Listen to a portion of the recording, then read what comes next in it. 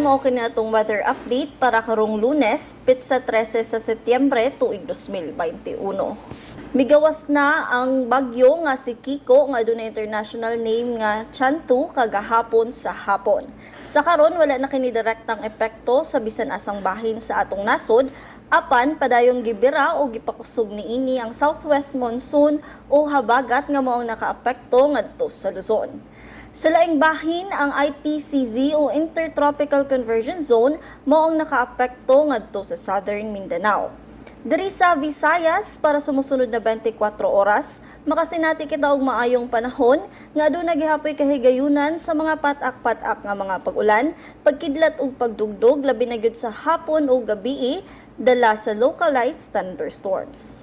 Ug mao katong kahimtang sa panahon para karong adlaw, gikan diri sa buhatan sa Pag-asa Visayas sa Mactan, kini si Angelica Orongan.